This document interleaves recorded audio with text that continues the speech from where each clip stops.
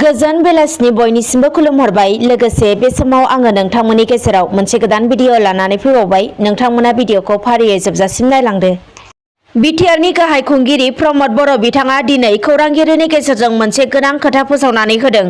जिहेतु हादोराव गोबाव समनिफ्रायनो महामारी कर'ना भाइरासजों गोबां सुबुंफोरा भुगिनांनो गोनां जाबोदों आरो महामारी कर'ना भाइरासनि जाउनाव खायफाया जिउबो फोजोबनांनो गोनां जाबोदों आरो दिनैसिमावबो महामारी कर'ना भाइरासआ जोबनानै थांनायखौ नुनो मोनाखै। बेखौ लानानै दिनै बिटिआरनि चिफ प्रमद बर'आ गासै सुबुंफोरखौनो कर'ना भेक्सिन लानो थाखाय खावलायहरदों आरो जायफोरो कर'ना भेक्सिनखौ लानांगौ होननानै गोनांथि सानाखै बिथांमोनखौबो कर'ना भेक्सिनखौ लानो नांगौ होनना बिथाङा खावलायहरो। मख'नो नांगोन दि मानि थाखाय कर'ना भेक्सिनखौ लानो नांगौ बेनि थाखाय बिथाङा फोरमायहरनाय बायदिब्ला भाइरासनि आखुआ जेब्ला गोजाम जालाङो अब्ला बांसिन गिथावना जालाङो। बिनिखायनो कभिड भाइरासनिफ्राय गावखौनो गाव रैखाथि मोननो थाखाय कभिड भेक्सिनखौ लाथारनांगौ होनना बिथाङा फोरमायहरदों आरो जायफोरो कभिड भेक्सिननि फार्स्ट द'जखौ लाखांबाय बिथांमोनाबो सेकेन्ड द'जखौ लानांगौ आरो जायफोर दासिमबो लायाखै बिथांमोनाबो गासैबो भेक्सिनखौ लानो नांगौ होनना बिथाङा खावलायहरदों। मानोना भारत सरकारा गासै नोगोरारिफोरनि थाखाय कभिड भेक्सिनखौ फ्रियैनो खालामना होखादों। बेनिखायनो साफ्रोमबो गाव गावनो बुजिलायनानै भेक्सिनखौ लानांगौ आरो गावखौ बासायनायजों लोगोसे गावनि न'खर समाजखौ बासायनो थाखाय बिटिआरनि चिफ प्रमद बर'आ बयखौबो खावलायहरदों। दानिया गुबुन खौराङाव फैदो। आसाम सोरखारनिफ्राय फैगौ दुर्गा फुजाखौ लानानै मोनसे गोदानै SOP फोसावनानै होदों।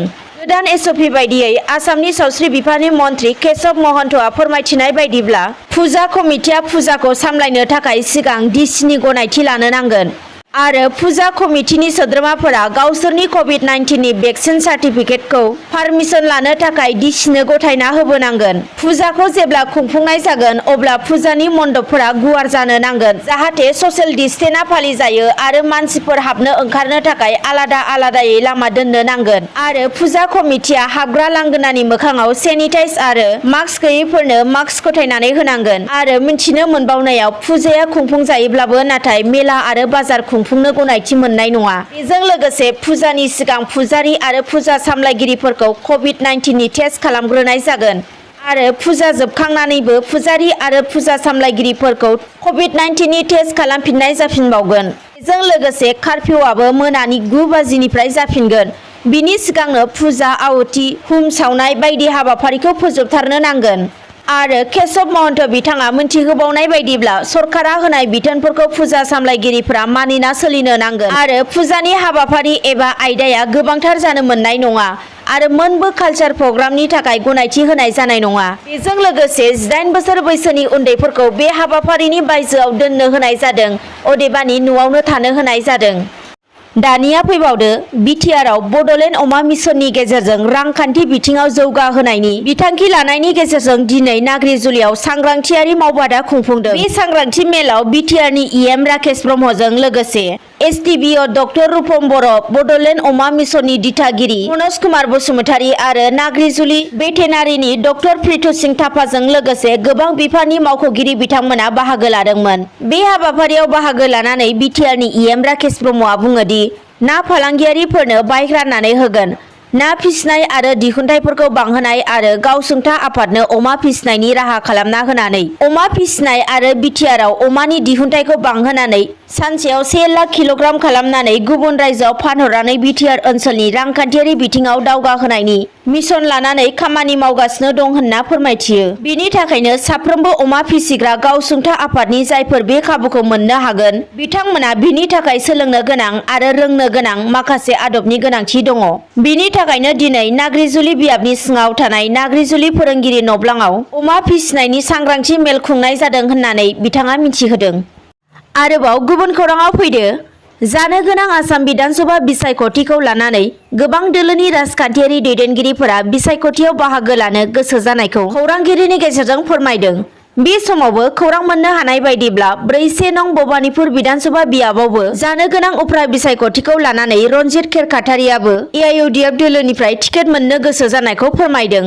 बिथाङा खौरांगिरिनि गेजेरजों फोरमायनाय बायदिब्ला थांनाय आसाम बिधानसभा बिसायख'थियाव जाय बिजाथिखौ गासै रायजो राजाफोरा फोथायनानै खौसेयै लोगो नांनानै महाजननिफ्राय दैथायहरना देरहासार खालामनो हादोंमोन, नाथाय दुखुनि बाथ्रा बिथाङा देरहालांखांनायनि उनाव जेरैबायदि दिनैनि समाव गासै समष्टिनि रायजो राजाफोरखौ फोथायखेबस खालामबाय एबा थगायबाय, बिनि थाखाय बिथांखौ गासै समष्टिनि रायजो राजाफोरानो गोबां दुखु मोनदों होनना बिथाङा फोरमायथिदों। आरो बिथाङा बुंथिबावनाय बायदिब्ला बर' हारिखौ थांनाय बिसायख'थिनि रिजाल्ट होखालिनो जेरैबायदि बेबहार खालामदों एबा बुंदों, बर' हारिया गावनो भटखौ होआखै आरो जेब्ला बर' हारिया बिथांनि देरहासार जानायाव रंजानाय मोननानै जेब्ला बिथांखौ बरायनो थांदोंमोन, अब्लाबो बिथाङा बर' हारिनि बरायनायखौ नाजावालासिनो बर' हारिनिफ्राय होनाय आर'नाइ फालिफोरखौ गारनानै हरदोंसो होनना बिथाङा फोरमायथिदों। बेनिखायनो बे बियाबनि रायजो राजाफोरा बुजिना मोनदोंमोन जे बर' हारिनि थाखाय बिथाङा जेबो साननाय गैया। बे बाथ्राखौ बिथां रनजित खेरखातारिया खौरांगिरिनि गेजेरजों दिनै फोरमायथिदों। बेनिखायनो बे बियाबनि रायजो राजाफ्रा बिथांनि सायाव दुखु मोननाय आरो खुद्रिसारनाय दिन्थिदों होनना बिथाङा फोरमायथिबावो।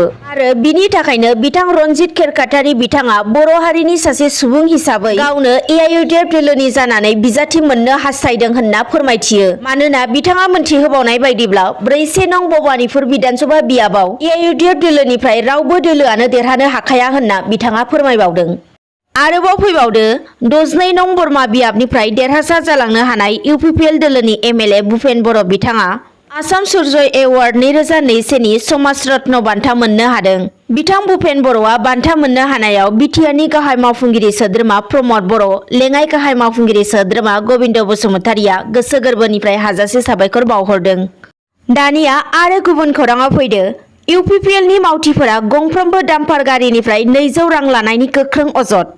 डाम्पार सालायगिरिया खौरांगिरिनि गेजेरजों फोरमायनाय बायदिब्ला जेब्ला गावसोरनियाव 200 राङै बिनाय जादोंमोन, अब्ला डाम्पार सालायगिरिफोरा 200 रांखौ होयैनि जाउनाव फुंबिलिनि 8 रिंगानिफ्राय 11 रिंगासिम लाखिनानै दोनदों आरो जाय लाखिनानै दोनग्रा आरो फैसा बिग्रा बिथांमोना UPPL नि मावथि होननानै बिथांमोना फोरमायथिदों।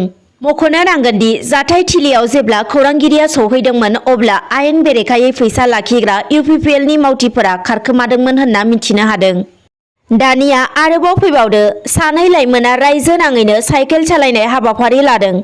आसामाव सुबुं सांग्रांथि लाबोनायनि थांखिजों सानै जांख्रिखाङारि लाइमोना साइकेल सालायनायखौ जागायनाय समाव दिखियाजुलियाव बिथांमोनखौ गोसो गुदुङै बरायदों। मोनथिनो मोननायाव रायजो नाङैनो सुबुं सांग्रांथि लाबोनायनि थांखिजों सानै जांख्रिखाङारि लाइमोनफोरा आसामनि गासै बुरलुंबुथुर दैमानि साखाथि फाखाथि साइकेलजोंनो दावबायनो ओंखारबोदों। बिथांमोना साइकेलजोंनो बुरलुंबुथुर दैमानि साखाथि फाखाथि 2000 किल'मिटार दावबायनो ओंखारबोदों आरो बे सानै जांख्रिथायारि लाइमोनफोरा नलबारि जिल्ला आफादनि सोद्रोमा आफताब रहमान आरो दिपज्योति बरुवा होननानै मिन्थिनो मोन्दों। आरो बिथांमोना थांनाय मंगलबार खालिनो आसाम जातीयताबादी लाइमोन फरायसा गुवाहाटी मिरु आफादनि गाहाय मावख'निफ्राय बुरलुंबुथुर साहा रुगुंनिफ्राय जागायजेननानै बे साइकेल सालायगिरि सानै जांख्रिथायारि लाइमोनफोरा मैया 15 सेप्तेम्बराव साननि समावनो सनितपुर जिल्लानि दिखियाजुलि सौफैदों होनना खौरां मोननो हादों। दिनैनि खौरांफोरा बेखिनियानोसै। गोजोन्थों।